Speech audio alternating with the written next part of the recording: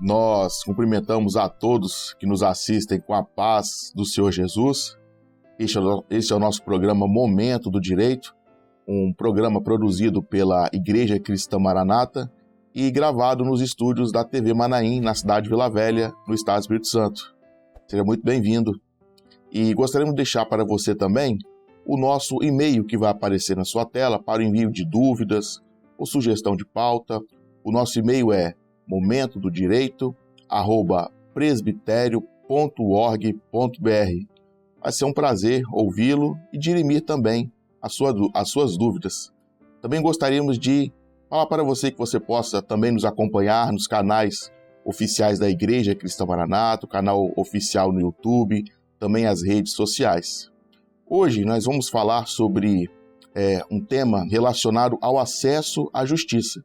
E para falar conosco sobre esse tema, nós convidamos o juiz de direito, Dr. Fernando Antônio Lira Rangel. Dr. Fernando Antônio Lira Rangel é juiz de direito, titular da primeira vara civil e comercial da comarca de Colatina e coordenador do NAPS, Núcleo de Aceleração de Processos do Poder Judiciário do Estado do Espírito Santo. Doutor Fernando, seja muito bem-vindo ao nosso programa. Doutor Rodrigo, bom dia, muito obrigado, bom dia a todos os espectadores. É uma alegria poder estar aqui, como já disse alguém que aqui esteve, né, na nossa casa, né? É muito bom estar podendo contribuir com alguma coisa nesse programa tão difundido que é o de Momento do Direito. O prazer é nosso, doutor Fernando. Fernando, sobre esse tema, né, de acesso à justiça e os desafios, algumas inovações também, quais são os principais desafios hoje enfrentados pelo Poder Judiciário para garantir esse acesso à justiça a todos? Doutor Rodrigo, essa pergunta, por mais que pareça simples, ela é de um conteúdo muito complexo. Porque quando nós falamos de acesso à justiça, necessariamente nós temos que remontar ao início dessa temática que foi apresentada de uma forma muito mais ampla com a chamada Constituição Cidadã. Em 88, com a Constituição Federal, agora sim erigiu-se a condição de princípio e de direito fundamental, o chamado acesso à justiça. Com a Constituição de 88, essa Constituição Cidadã, chamada Constituição Cidadã, não só essa garantia, mas uma série de direitos fundamentais foram conferidos aos cidadãos, e com isso o Estado passou a ter um desafio muito grande.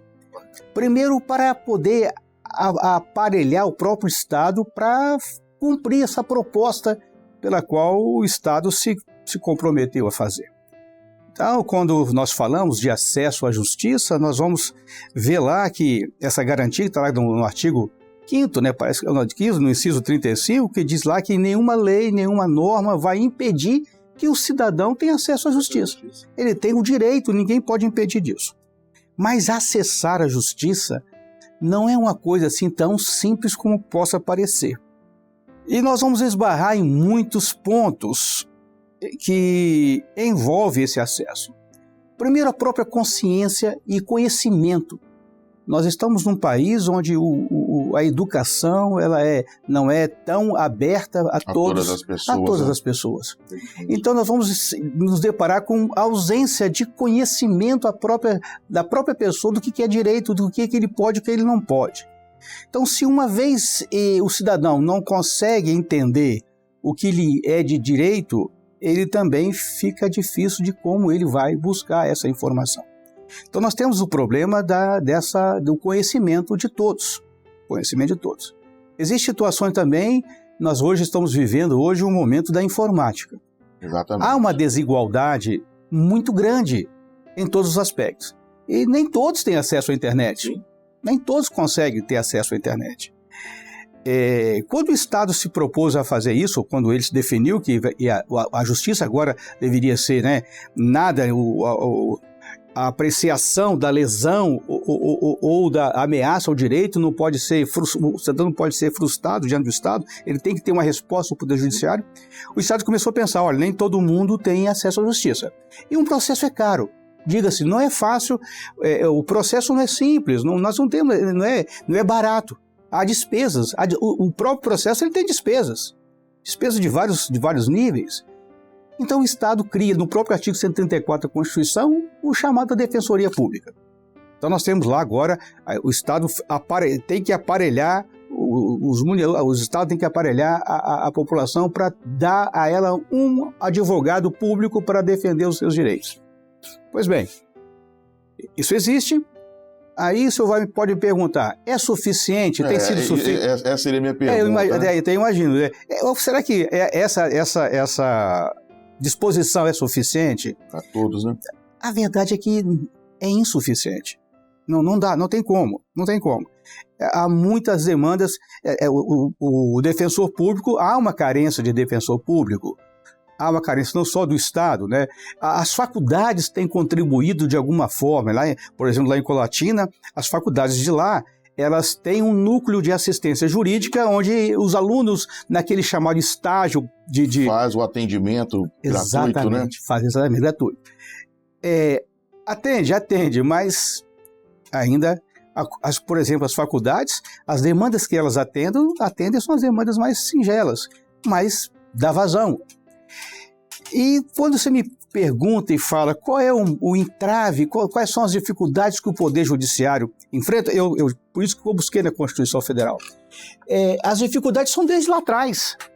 Você aparelhar, você dá e permitir que as pessoas cheguem até a justiça.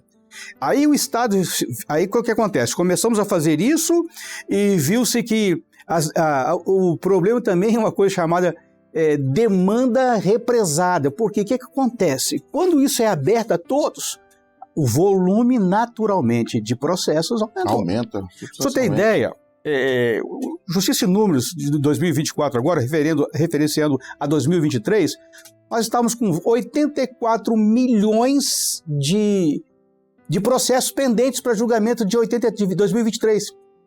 Haja juízes, haja desembargadores, haja ministros para dar solução a isso tudo. Para decidir todos esses processos. Decidir todos. Então, nós temos isso aí. Aí o que acontece? O Estado começou a pensar, vamos criar os legisladores começaram a pensar e esse movimento de jurisprudência, de atendimento de necessidade levou a algumas mudanças com a própria legislação. Criou-se então, lá atrás, em 99, 95, os juizados especiais. Os juizados especiais vieram como uma proposta de consolidar um atendimento até um teto de valor e até um teto de potencialidade, de gravidade da parte criminal. Então, crimes de um certo potencial ofensivo e assuntos ou demandas jurídicas até um patamar especificado. Pequenas causas, né? Era o chamado pequenas causas. Então, regularizou os chamados juizados especiais, criminais civis. Então, nós temos aí. Isso começou a funcionar, e funcionando tão bem que o volume que eles hoje enfrentam... O volume também... Então, essa divisão, houve a divisão de trabalho. Então, vamos aqui, agora a Justiça Comum vai atacar a um outro patamar de demandas que são apresentadas. Então, a lei foi crescendo nisso. A experiência do juizado especial viu-se que a conciliação, a mediação resolve os acordos.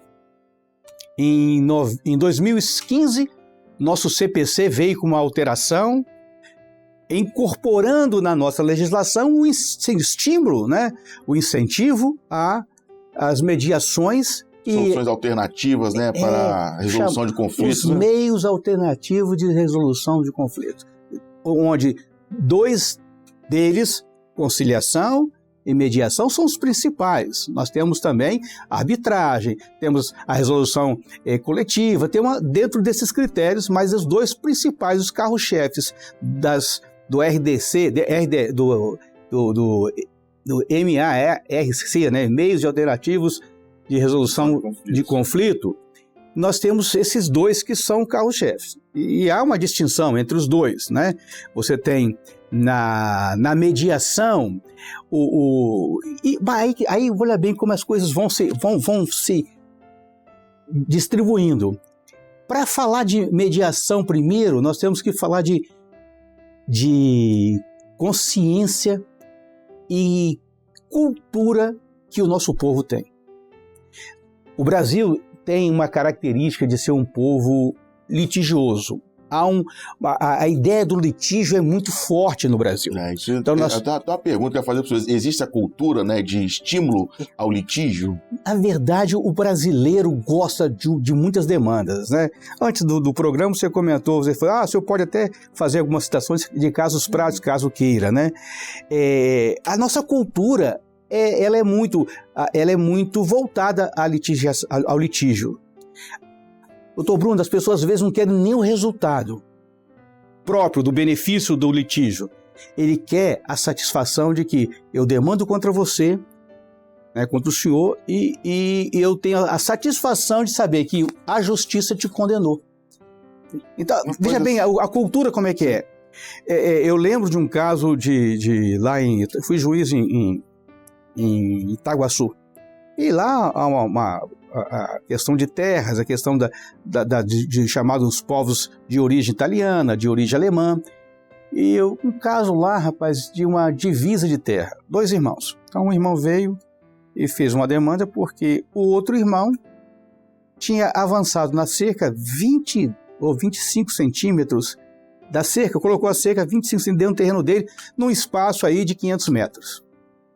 Moço, aquele processo me deu um trabalho para poder levá-los a uma compreensão, porque aí você fala a ideia do direito, mas há aquela coisa de não abrir mão se um não abrir mão, né? Não abrir mão de 20 centímetros, mas a demanda que ele queria que houvesse aquela situação.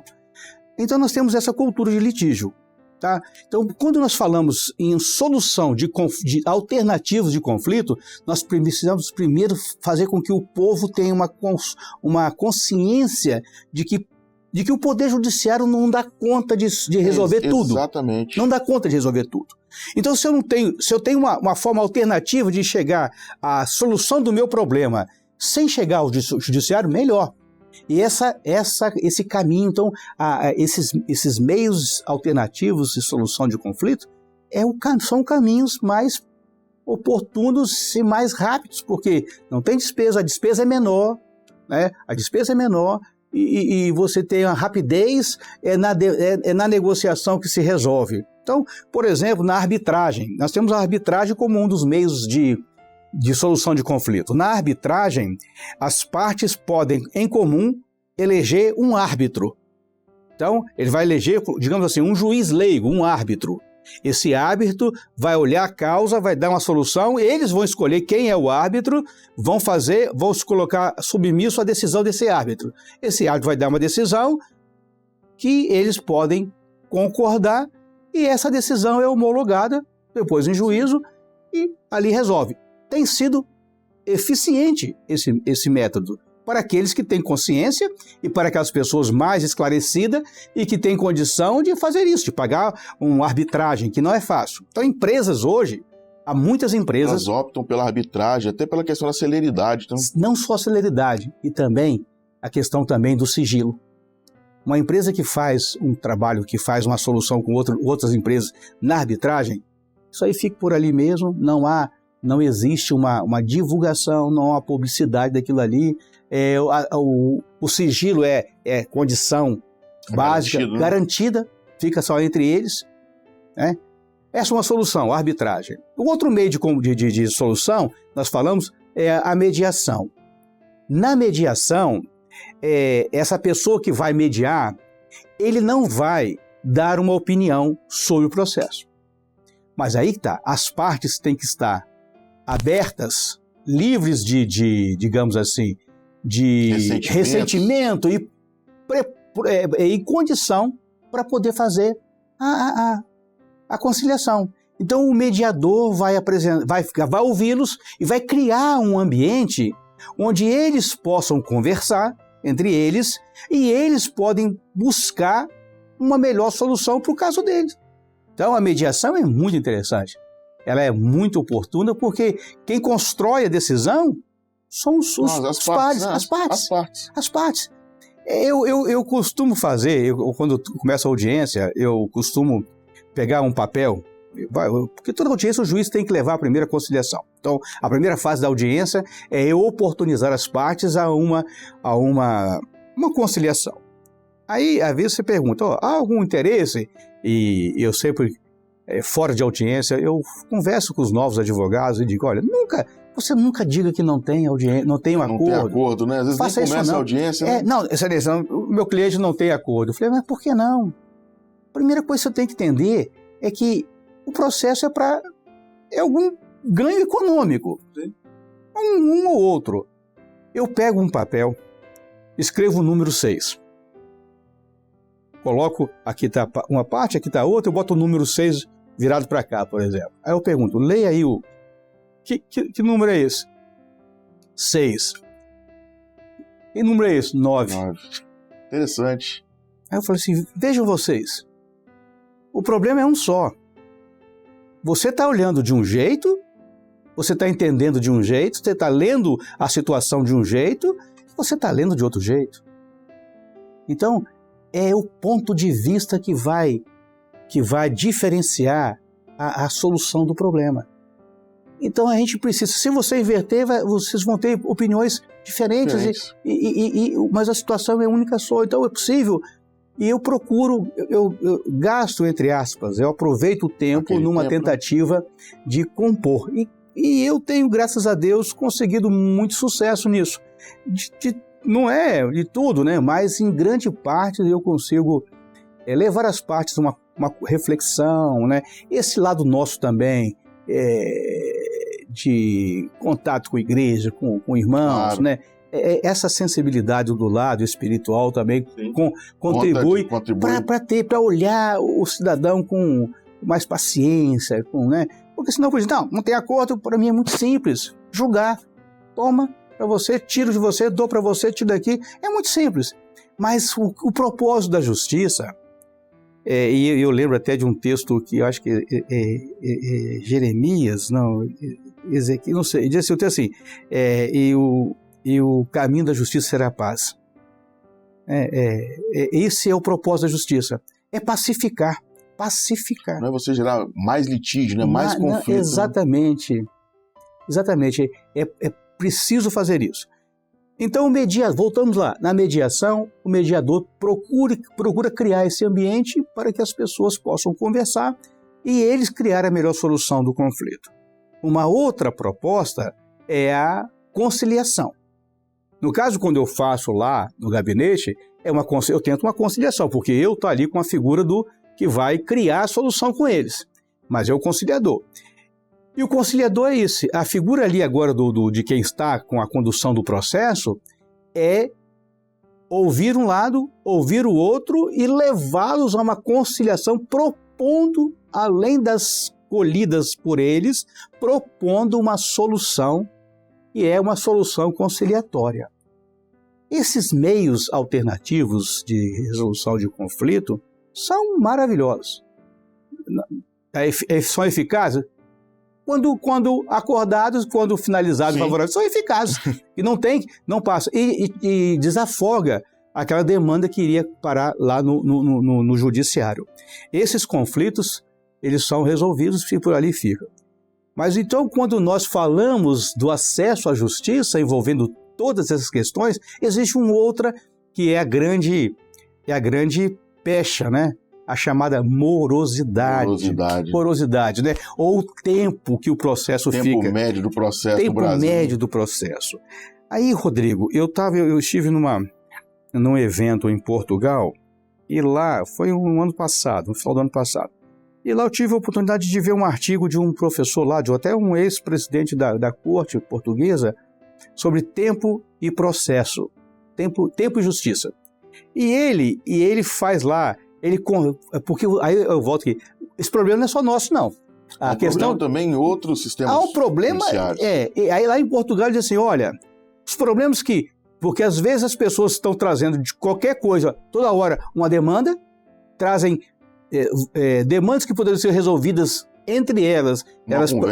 Eles preferem judicializar e hoje, aqui é comum já é hábito dizer que a justiça é morosa. Ele fala, isso aqui já é um hábito, dizer, não, a justiça é morosa. E as pessoas não veem como elas contribuem para essa morosidade. A morosidade acontecer cada vez mais. É esse tempo do processo. Aí quando nós falamos do tempo do processo, o que eu acho que é o grande... Aliás, essa questão é conflituosa entre o tempo e a justiça, e o sistema judiciário é conflituosa essa relação. Porque aqui no Brasil nós temos um sistema jurídico com um grande número de recursos. Então, o que são os recursos? Os recursos são aquelas opções, aquelas possibilidades, e que quando há uma decisão do juiz, o processo ele começa com uma petição inicial, ele tem uma contestação, ele tem às vezes um pedido inicial, chamado um pedido liminar, e o juiz faz uma emissão de juízo, dá uma decisão sobre aquele pedido liminar. Quando o juiz decide, a parte podia ficar quietinha e dizer, não, está decidido. Não, ele não está satisfeito, ele recorre. Aí o processo que tinha um caminho assim, entra no desvio, porque houve um recurso, então aguarda-se ali. Aí o tribunal recebe aquele recurso, pode dizer, olha, suspende o processo enquanto eu decido aqui. Ou pode continuar enquanto eu decido aqui. Então, o entravezinho aqui. Aí continua. Passou, aí o juiz vai, olhou, dá uma chamada decisão saneadora. É onde o juiz para em dado momento do começo do processo, onde ele vê e pergunta às partes, olha, você pediu isso aqui, as provas vão ser essas, ele dá uma decisão organizando e saneando, por assim ser, o processo. Para que o processo, quando for para julgamento, ele já esteja sem problemas para trás. Aí aquela decisão, cabe um recurso. Aí, se o cidadão... primeiro, o juiz decide e oportuniza as partes e diz, olha aqui, manifeste sobre essa decisão e diga se você está de acordo ou o que você acha que precisa colocar aqui, qual o ponto controvertido que você acha que deve ser observado. Aí vem para o juiz. Olha só o tempo. Falhou. E outra coisa, o nosso tempo, agora contado, é dias úteis. Exatamente, com a mudança, né, no Código Então, Processo Civil. Você tem 15 dias... Quanto é 15 dias úteis? Você tem 15, você tem 5, mais 2, 7, já são 7, 4. No mínimo aí você tem 20 dias. 20 dias. No mínimo 20 dias para poder o processo caminhar. E no processo eletrônico tem os 10 dias. Deixa eu te falar, o processo eletrônico é outra situação que nós vamos chegar lá. Eu espero, a gente não sei como é que está o nosso tempo, mas eu espero que chegar lá. Então, aí, decidi, houve essa demanda, a parte vem, coloca as observações, eu vou, regularizo tudo, dou a decisão, ou o camarada não está concordando comigo, entra com agravo. Aí já o tribunal vai se manifestar contra aquilo ali, eu posso marcar audiência, mas às vezes eu preciso saber o que vai acontecer. Então o processo pode caminhar de uma forma linear, mas ele pode caminhar linear com atalhos. Esses atalhos corroem o tempo do processo. São os vários recursos. Eu dou uma decisão, o cidadão não recorre ainda, ele entra com embargos. Antes da decisão de entrar com agravo, pode embargar. Excelência, o senhor podia reconsiderar isso. Quando ele faz isso, ele interrompe o prazo. Aí eu tenho os prazos dos embargos para poder decidir, eu decido os embargos, aí diz, não concordo não, entra com agravo. Então olha só a somatória de prazos que vai... Então o processo, a linha do tempo processual, ela é castigada, dificilmente você consegue... Então, o processo ele não consegue ser rápido por conta de, muitas vezes, das manobras que são legais aplicadas por aqueles que estão defendendo as partes. Então, as partes, entre aspas, por seus advogados, são responsáveis, muitas vezes, para eternizar uma demanda. Um bom advogado, matreiro, um advogado, ele pode criar vários entraves para diminuir o curso do processo. Evitar o cumprimento da decisão. Porque depois desse saneador, pode ser que aconteça que venha para julgamento direto, não precisa de produção de prova. Mas dificilmente isso acontece. As partes querem uma produção de prova, querem uma perícia. A depender da perícia, eu tenho o tempo do perito. Olha o tempo que vai assomando. Então, o tempo do perito. Volta o perito. As partes se manifestam. Existe a manifestação dos peritos que cada um traz, dos chamados auxiliares deles, né, os assistentes técnicos. Não, eu quero respostas complementar, outro prazo para o perito. A partir disso aqui, não, eu quero ainda produzir a prova a prova testemunhal, aí marca essa audiência, agenda para audiência, tem que ver a agenda para audiência. Então o processo, o tempo do processo, ele é afetado por esses números variantes que acontecem nessa linha do tempo. Então, a morosidade não pode ser creditada tão somente ao Poder Judiciário. Claro, o Poder Judiciário tem parcela de culpa dessa demora da entrega da prestação jurisdicional, por quanto o número de magistrados. No Estado do Espírito Santo hoje, salvo, posso estar enganado, estamos com entre 220 a 305 processos de advogados. Eu acho que na ativa 220 processos, juízes. Então, um número bem reduzido. Muito. E nós temos um concurso em andamento aí e vai agregar aí talvez mais uns 20. Então nós temos isso porque talvez esses 305 processos, juízes que estão aí, na verdade, nós temos a questão de aposentadoria. Eu mesmo, doutor Rodrigo, poderia me aposentar 10 anos atrás. Desde 2015 eu posso me aposentar.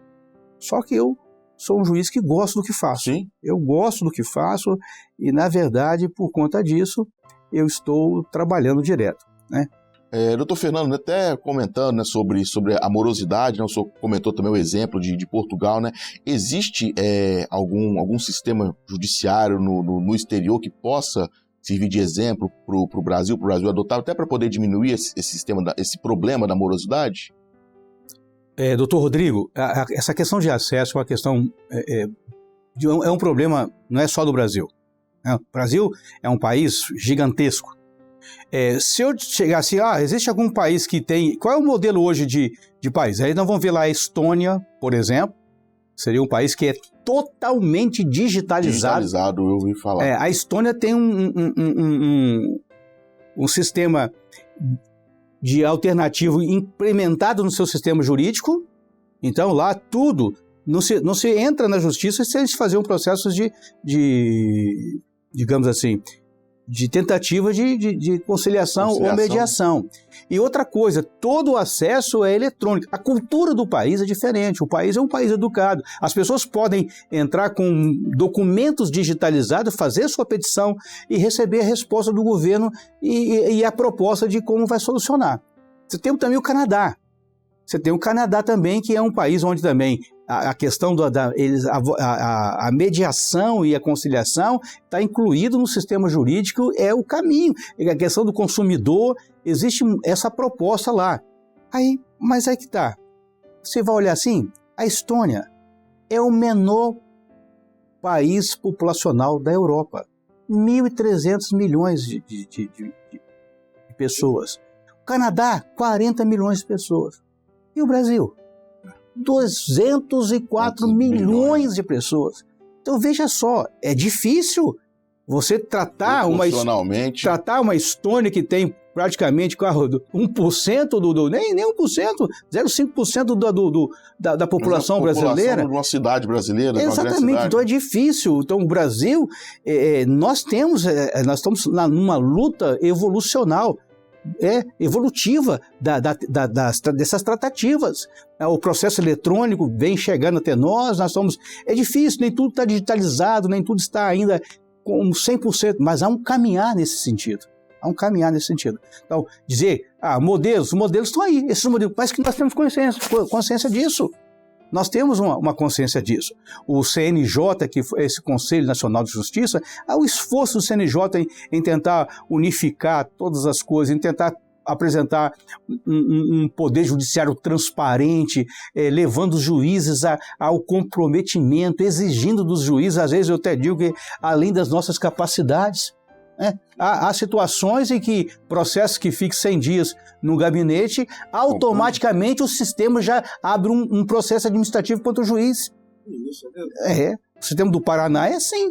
O sistema do Paraná, se o juiz lá, o doutor Fernando lá, Porcino, que é o meu parceiro do Minuto Jurídico, e aqui eu faço até um marketing aqui do Minuto Jurídico, que é um programa que nós também estamos desenvolvendo aqui com dicas rápidas, chamamos do dia a dia. O doutor Fernando lá também tem essa coisa.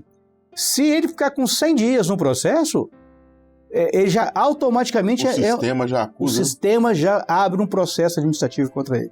Então, o CNJ, nesse aspecto, busca exigir o máximo de cada um dos colegas. Muitos colegas meus, hoje no Estado do Espírito Santo, pediram aposentadoria porque não conseguiram adequar ao processo eletrônico. Mas é um desafio. Perfeito. Tá certo?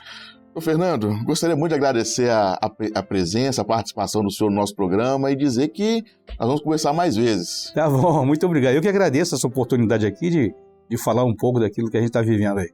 Muito obrigado. A paz do Senhor. A paz do Senhor. Perfeito. E nós estamos encerrando hoje mais um programa Momento do Direito. Esperamos que tenham gostado do programa. E gostaríamos também de desejar a todos que nos assistem uma ótima semana e também a paz do Senhor Jesus. Até o nosso próximo encontro.